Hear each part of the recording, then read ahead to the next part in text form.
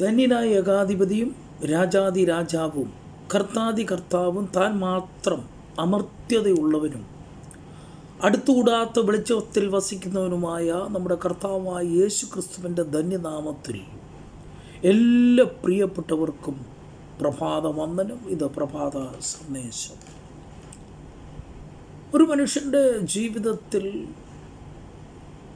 തന്നെക്കുറിച്ചുള്ള ദൈവികമായ പദ്ധതികൾ, തന്നെക്കുറിച്ചുള്ള ദൈവിക ഭാവി പരിപാടികൾ എന്ന് പറയുന്നത് ഒരു നിലയിലും അതൊരു ചെറിയ കാര്യമല്ല. ഏറ്റവും ശ്രേഷ്ഠവും ധന്യവുമായിരിക്കുന്ന ഒരു കാര്യം കൂടിയാണ്. ഇവിടെ ദൈവവചനത്തിലേക്ക് നാം പ്രവേശിക്കുമ്പോൾ യെരമ്യാ പ്രവാചകനെക്കുറിച്ച് നാം പഠിക്കുമ്പോൾ തന്നെക്കുറിച്ചുള്ള ദൈവികമായ പദ്ധതി, ദൈവം തനിക്ക് വേണ്ടി ചെയ്ത ആ ശ്രേഷ്ഠമായ പദ്ധതി എത്ര വളരെ വലുതായിരുന്നു എന്നത് നമുക്ക് മനസ്സിലാക്കുവാൻ കഴിയുന്നു. യെരമ്യാ പ്രവചനം 1-ാം അധ്യായം അതിന് 5 മുതൽ 9 വരെയുള്ള വാക്യങ്ങളിലേക്ക് നാം ഒന്ന് ശ്രദ്ധ തിരിച്ചാൽ നമുക്കവിടെ കാണുവാൻ കഴിയുന്നൊരു കാര്യം, സർവശക്തനായ ദൈവം തന്നോട് ഇടപെട്ട് പറയുകയാണ്, നീ ഉദരത്തിൽ ഉരുവാക്കുന്നതിന് മുൻപേ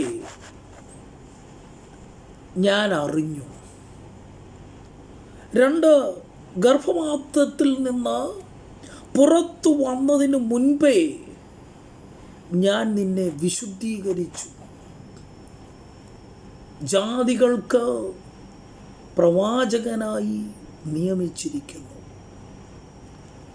ഇത് കേട്ട യെരമ്യാവ്, ബാലനായിരിക്കുന്ന യെരമ്യാവ് പറയുകയാണ്, എനിക്ക് സംസാരിപ്പാൻ അറിഞ്ഞുകൂടാ, ഞാൻ ബാലനല്ലോ, എനിക്കിതൊന്നുമുള്ള കഴിവില്ല എന്ന് ദൈവത്തോട് പറയുമ്പോൾ യെരമ്യാവിന് ദൈവം കൊടുക്കുന്ന അടുത്ത മറുപടി വളരെ വ്യക്തമാണ്. ബാലനെന്ന് നീ പറയരുത്, ഞാൻ നിന്നെ അയക്കുന്ന ഏവരുടെയും അടുക്കൽ നീ പോകണം, ഞാൻ നിന്നോട് കൽപ്പിക്കുന്നതൊക്കെയും അവരോട് സംസാരിക്കണം.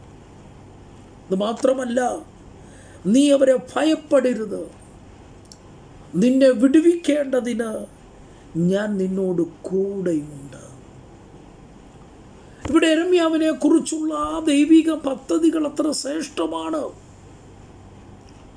എത്ര അനുഗ്രഹിക്കപ്പെട്ട ശ്രേഷ്ഠമായ പദ്ധതി.